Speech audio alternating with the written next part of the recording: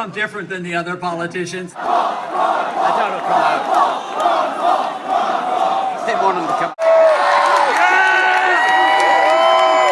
I want to tell you what's going on in this country and what we ought to do about it, because we have a few problems, and young people have a problem because you're inheriting a mess, and there's something that we can do about it, and it's not all that difficult. The number of people who decline state of political parties is growing last I checked. So more people are not pleased with either party. I think that bodes well for libertarian ideas. Exactly. But we're all our own individuals, so I think we all can come together and join as a community. But people argued the case, and they've argued this for many years. It's been going on since Woodrow Wilson. That is, America is an exceptional nation, and we have been. We have been a great nation, the freest nation ever, and the most prosperous, which we no longer are.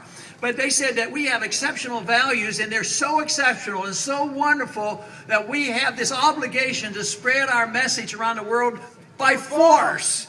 That makes no sense. They will not entertain the thought that maybe government is out of control. Maybe we need to rein in the government and allow the people to keep the fruits of their labor and not have to turn it over to the government. You don't have a right to demand that your neighbor takes care of you because you've made mistakes and made bad choices. And that's something that has to be assumed. If you don't do that, then you'll have to say, well, the collective has to take care of you. People will argue with us and say, oh, that's not any good because you're not a humanitarian. You have to care about your fellow man. And if you don't endorse the welfare state and socialism and welfareism, you don't care about your fellow man.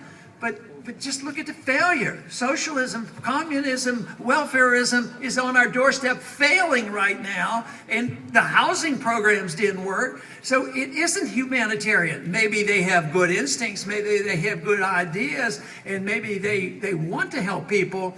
But if you want to study history and find out where the largest middle class has ever been and the wealthiest middle class, it's been in the United States of America because it had maximum amount of freedom, and the freer we are, the freer our country is, the more prosperity there is. We were here at 3 o'clock, right in the front. What did you guys think of it?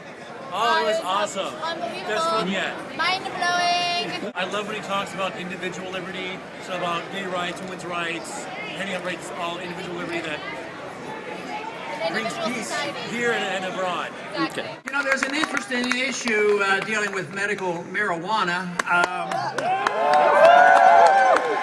But it's a great issue for me to want to bring left and right together. You know, the people from the right, you know, use the word states' rights, and that's a bad word. That's politically incorrect. They say that's not nice to say, you know, states' rights, and it means something else.